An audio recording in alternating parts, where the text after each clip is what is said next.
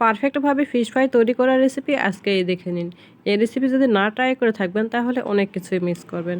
Hello everyone, আসসালামু আলাইকুম। আজকে আমি আপনাদের সাথে শেয়ার করেছি ফিশ ফ্রাই রেসিপি।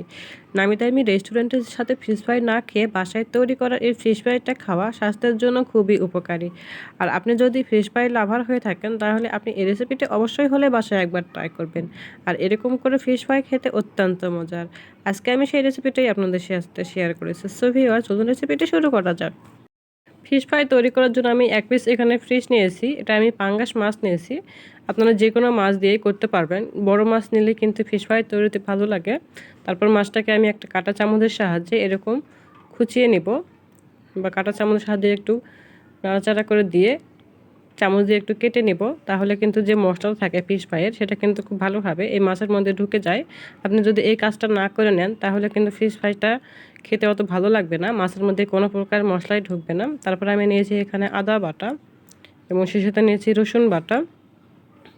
তারপরে আমি দিয়ে দিব জিরের গুঁড়া এবং দিয়ে দেব খুবই অল্প পরিমাণের লবণ এবং সেই সাথে দিয়ে দেব খুবই অল্প পরিমাণের হলুদ গুঁড়ো এবং দিয়ে দিব মরিচের গুঁড়ো।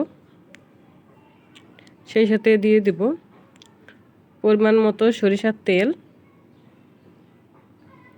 সেই সাথে দিয়ে দিব একটা লেবুর, এক ফালি লেবুর রস।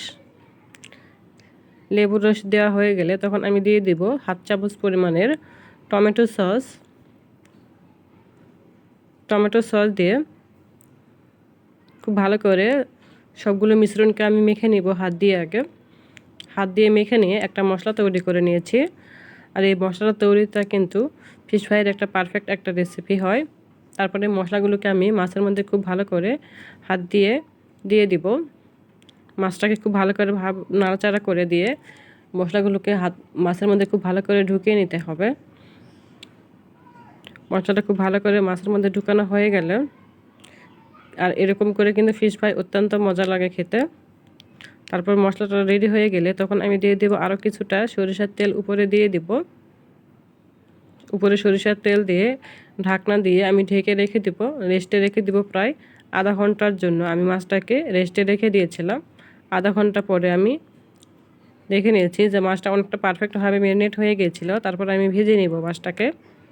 তার জন্য আমি একটা পাত্রের মধ্যে দিয়ে দিয়েছি পরিমাণ মতো তেল। আপনারা যে কোনো তেল দিয়েই এই ফিশ ফ্রাইটা করতে পারবেন, কোনো সমস্যা নেই। তেল দিয়ে তেলটা যখন গরম হয়ে আসবে তখন আমি দিয়ে দিব ম্যারিনেট করে রাখা মাছ। আজকে আমি পাঙ্গাস মাছ দিয়ে এই ফিশ ফ্রাইটা করব। যারা পাঙ্গাস মাছ খেতে পছন্দ করেন তারা অবশ্যই এই রেসিপিটা বাসায় একবার ট্রাই করে দেখবেন। অত্যন্ত মজার হয় এইভাবে পাঙ্গাস মাছ দিয়ে ফিশ ফ্রাই তৈরি করে খেলে।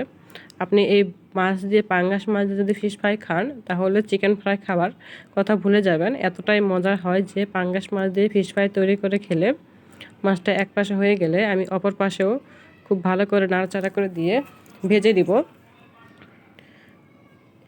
খুব ভালো করে 2 থেকে 3 মিনিটের মতো ভেজে নিলেই কিন্তু ফিশ ফ্রাইটা একেবারে রেডি হয়ে যায়। আমি 2-3 মিনিট ভেজে নিয়েছিলাম। তারপর পরিবেশনের জন্য উঠিয়ে নিয়েছি। গরম গরম এই ফিশ ফ্রাই সস দিয়ে খেতে কিন্তু অত্যন্ত মজা লাগে। ভীষণ মজার একটা রেসিপি। আপনারা যদি ফিশ ফ্রাই এরকম করে না খেয়ে থাকেন তাহলে আজকেই আমার রেসিপিটি দেখে বাসায় একবার ট্রাই করবেন এবং দেখবেন যে এইভাবে ফিশ ফ্রাই খেলে আপনি বারবার এটাই খেতে চাইবেন। অত্যন্ত মজার একটা রেসিপি হয়। আজকে আমি এই রেসিপিটা আপনাদের কাছে খুব অল্প সময়ের মধ্যে ঝটপট করে তৈরি করে নেওয়া যায়। বিকালের নাস্তায় এটা খেতে অত্যন্ত মজার। সো ভিউয়ার্স, আমার রেসিপিটা কেমন হয়েছে অবশ্যই কিন্তু কমেন্ট করে বলবেন। আর আমার চ্যানেলটাকে সাবস্ক্রাইব করবেন, পাশে থাকা বেল আইকনটি বাজিয়ে দেবেন। Thank you watching my video.